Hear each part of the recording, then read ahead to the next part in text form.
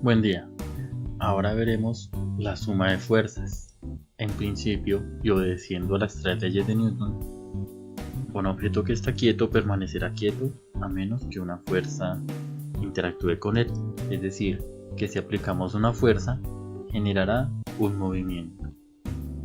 Ahora, si tenemos una fuerza de la misma magnitud y en sentido contrario, tendremos la tercera ley de Newton. Veamos cómo se suman las fuerzas. En primer lugar tenemos una masa de 2 kilogramos y tenemos 3 fuerzas de forma colineal, es decir, en la misma línea de acción. Para sumar fuerza debemos tener en cuenta sumatoria de fuerzas en el eje X.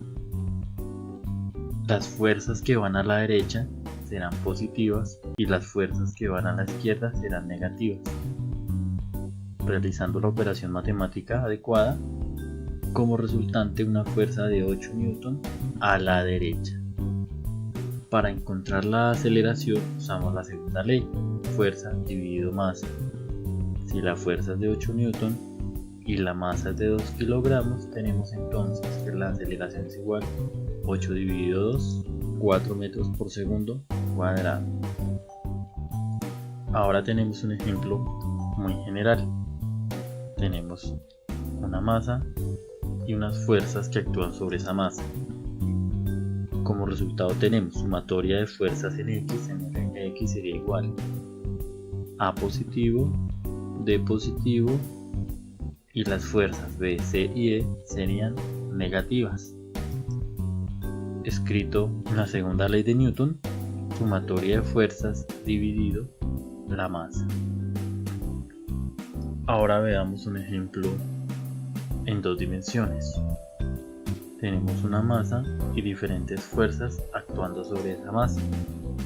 En primer lugar tenemos el eje X, sería más 6 Newton a la derecha, menos 3 Newton a la izquierda, menos 2 Newton a la izquierda. Y en segundo lugar tenemos el eje Y, es decir que para este caso tendremos eje X y eje Y.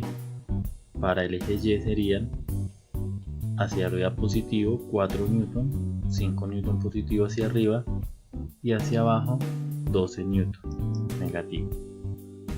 Realizando las matemáticas tenemos que Fx sería igual a más 1 Newton y que Fy sería igual a menos 3 Newton.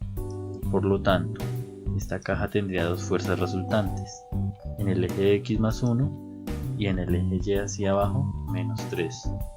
Por lo tanto, la caja se movería en esta dirección y para encontrar su magnitud usamos el teorema de Pitágoras, tal como lo usamos en la suma de componentes en velocidades. Finalmente, podemos hablar de los componentes de una fuerza. Una fuerza que esté por fuera de las coordenadas X, Y siempre tendrá dos componentes, componente Fx y componente Fy, donde la componente Fx será F coseno del ángulo y la componente Y será F seno del ángulo.